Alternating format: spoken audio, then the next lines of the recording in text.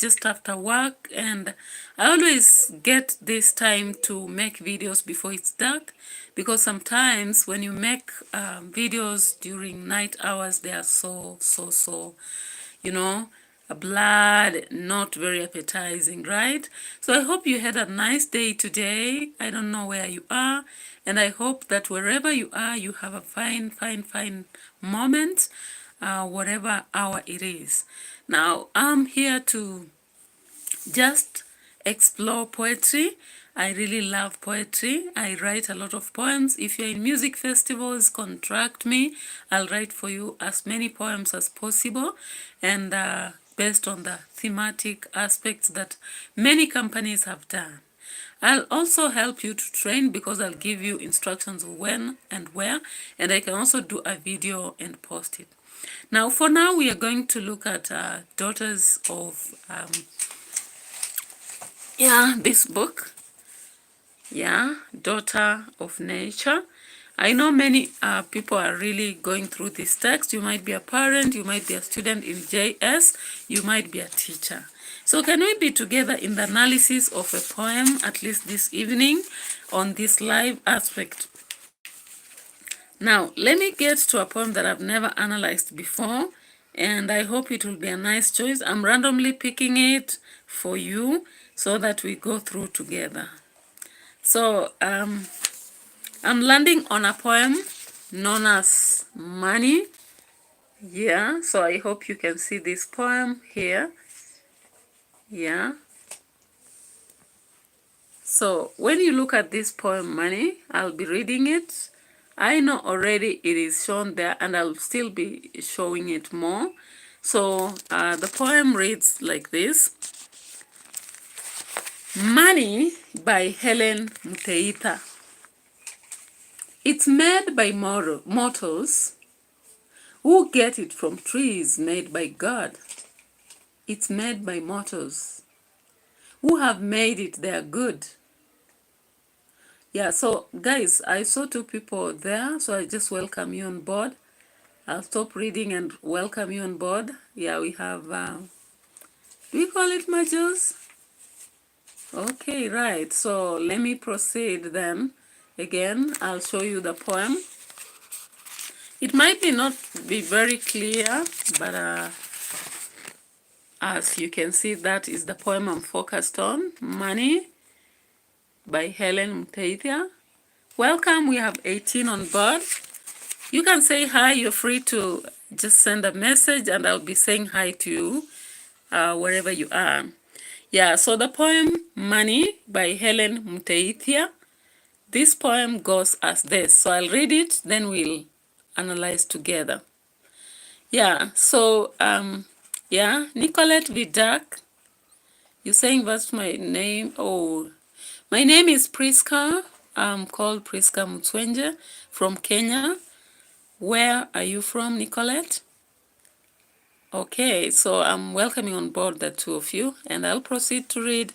Then I'll be greeting everybody who will be on board as time goes by. I really love poetry, and that's why I'm here with poetry. I hope you'll be a fan today. Thespians in this world love it. So the poem is Money by Helen Muteitha. I've already shown you, and now as I read, I'll be only looking at it, then display it to you later.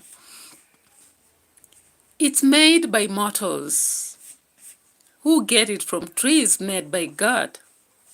Is made by mortals who have made it their God. For you to live a life, you need to understand the do's and don'ts about this thing that mortals made. Save it, spend it, invest it. Credits, debits, and futures. Use, value, and returns.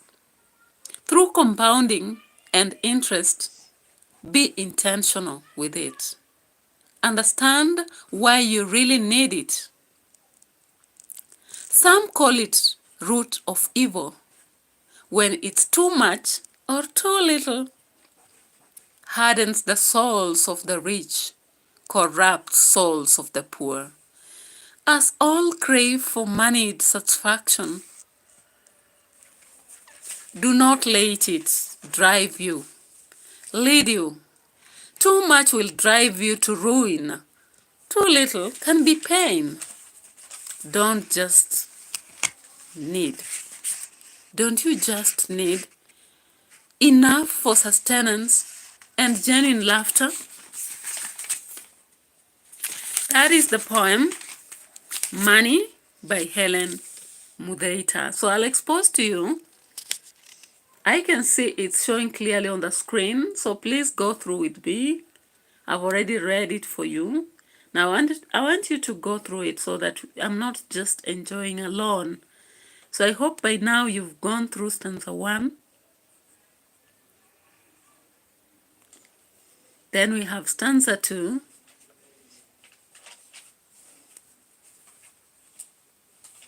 Stanza 3 for you. And finally, the last stanza. So when we look at this poem, we have a lot of things to talk about. The first thing to talk about in this poem is the meaning or the focus. The poem Money focuses on the value of money and how it can make both good and bad. Now, do you agree that money has positives and negatives? All right. So when you look at this poem, the first stanza tells us that there are mortals who made it. Yeah? And they get it from trees that were made by God. Which trees are these? Now, we are told that even though God made us have that money, we've made it some God. Now God with small g. How true is that? Abdul Manan Sayed. You're saying contacts? Not very clear about it. Okay, so let me proceed, then I'll see to it. Now, when we look at it, then stanza 1 is telling us about how money comes by and how we treat it. Then stanza 2 is more of an advice. We are being told we should save it, we should spend it, and we should invest it, right? So the use of money and how we can actually handle money. Abdul Manan is asking if Jesus is coming back. I can't answer that. Actually, I can't even tell, because I'm dealing with a poem here, Money, so it can be very challenging for me to respond to that. So the stanza 2, we're talking about an advice here: saving, spending, and investing. If he comes back, will he have money? That's humorous. Okay, so we're getting to credits, debits, and futures that we use, we value, and have returns, that we compound, and we have interests. We be intentional with it and understand why we really need it. So it means then there are people who don't need money, that we are yet to know. When we look at stanza 3, we are being told some call it root of evil. How true is that? That some people call money the root of evil, which a statement which I always hear.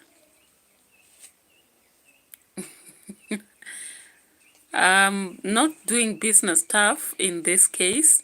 It's a poem I'm analyzing, Abdul, and the poem is just, giving us a message that we are trying to understand. So we're analyzing that. We're not looking at it religiously. So we are looking at it on literary perspective, using literature the literary analysis to check what the poet Helen Muteithia was trying to give. Not religious stuff, not business stuff at all. Yeah, so stanza 3 tells us that some people call it the root of evil just when it's little. Yeah, I think when it's little, some people get in trouble. Maybe they steal because they didn't have money to buy what they want to buy. Then, okay, welcome on board. You now got it? All right. So, the fact that when it's too little, some people might feel, oh, I may end up in evil because I don't have maybe money to do this and that and that. So you end up in evil. Maybe let's take the story of Nduta, for example, and others, maybe in drug trafficking and all that. Then it's also indicated that it can be a root of evil. Of course, like some people do very heinous acts to end up have money. Just like Nduta again. She went on traveling with drugs to have money. Right, so we are told that it hardens the souls of the rich. How true is that? That it hardens the soul of the rich.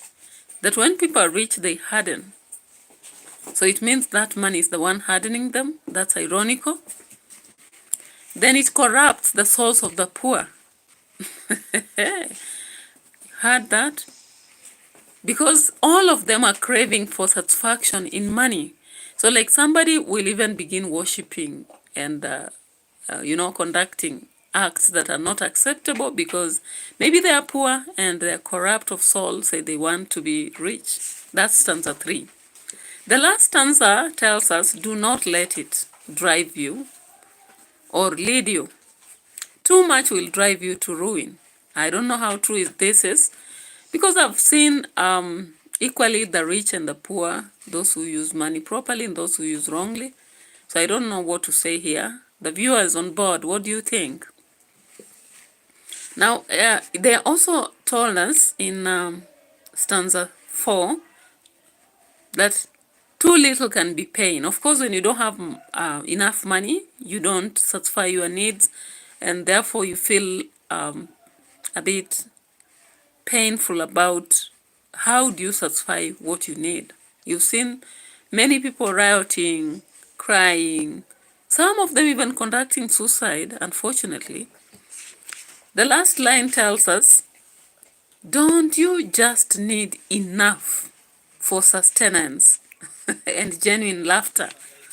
So how many of you on board agree that we just need enough to sustain us?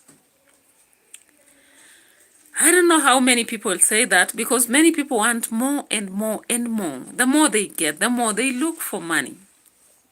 So when I look at this poem, the message is that money is both evil and is both good, depending on how we use it. But the persona is trying to tell us that we just need enough to sustain us. So let's now look at the tone of the poem. It's advisory or informative tone.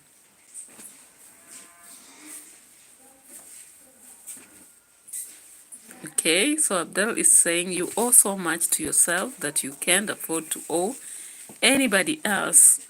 Keep out of date, keep out of my office. Okay, the second part is not very clear for me. You owe so much to yourself that you can't afford to owe anybody else.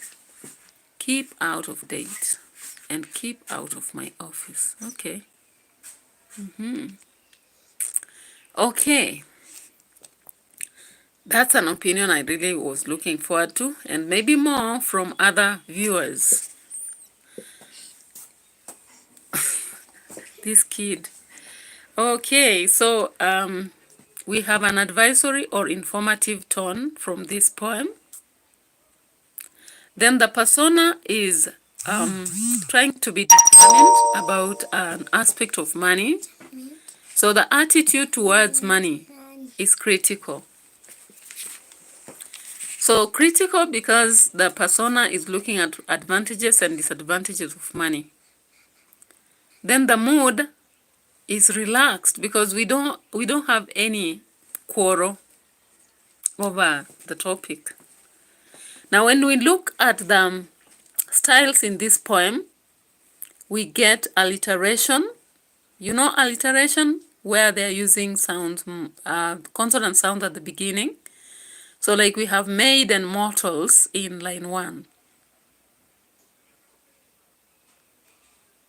Then we have a second line, who get it from trees made by God, right? Then we have stanza 2, save, spend. That is, again, we have alliteration there. So the repetition, we have it.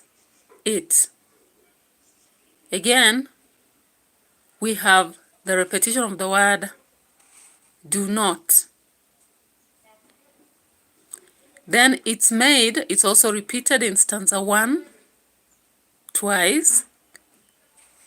Then we have rhyme. When you look at this poem, God made. We have interest, it. We have ruin, pain. We have consonants also in this poem, stanza 2. Credits, debits, right? So the words are ending with the ts. Yeah, so we were talking about repetition. Words like made have been repeated various times. Then I saw irony in the aspect that money can be, when it's too much, it's a problem, and when it's too little, it's a problem. So what exactly are we being told here? When I also look at the contrast, the do's and don'ts, yeah, even the aspect of too much, too little, that is a contrast, or rather juxtaposition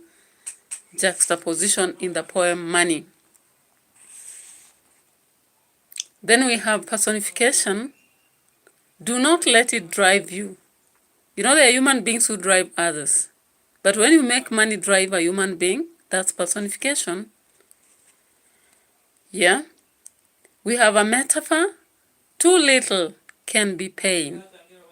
So money is made to be pain. Then there is a rhetorical question at the end of the poem. Enough, don't you just need enough for sustenance and genuine laughter? Nobody answers this question. So we have rhetorical question. Yeah, save, spend. That is also juxtaposition. Yeah, so that's much about this poem Money by Helen Muteithia from Daughter of Nature.